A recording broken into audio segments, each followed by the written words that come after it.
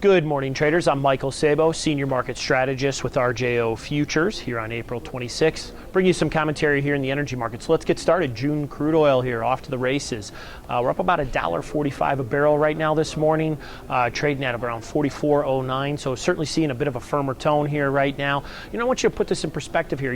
Coming off the January lows, for the June crude oil, January lows were down at 30.74 a barrel. So we've really seen that market here make a pretty significant uptrend here over the last several months. And multiple reasons for that here, but I think when you really step back and you look at the big fundamental pictures, I don't really think it still supports here, a march higher in crude.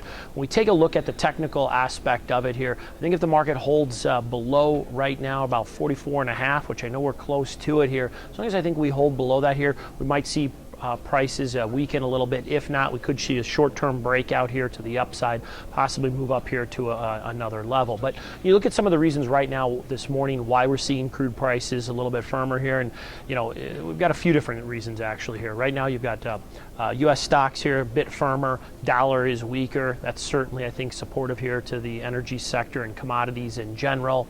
You've got Iran talking about, now this is kind of a negative here right now, but you've got Iran, they're commenting here that we might see oil production coming out of them back to the pre-sanction levels here. So that could be adding further supply here to the market here. So that's certainly a negative here, but nonetheless, it's not out there here just yet. Talking about inventories, we've got a record amount of inventories, and EIA data coming out here tomorrow. We're expected to see yet another build. That's kind of the early call right now.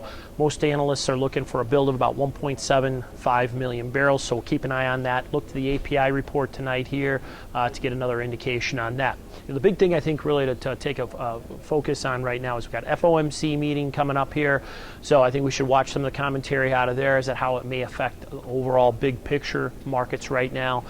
Could obviously trickle down, having a short-term impact on oil prices. And then I think what you want to look at is we certainly want to look at June's OPEC meeting that's going to be coming up here, and non-OPEC meeting here. Right now I see little chance of production freeze between OPEC and non-OPEC countries. So, if we do get that, I think that would be considered bullish. Right now we're not seeing that. So, all in all, here's my take on oil prices. I think we've really seen a rally up here. The other day we had an inside day. Market broke a little bit lower yesterday. Actually, that inside day was on Friday. Market broke a little bit lower yesterday, actually, I think triggering the traders to watch the short side of the market.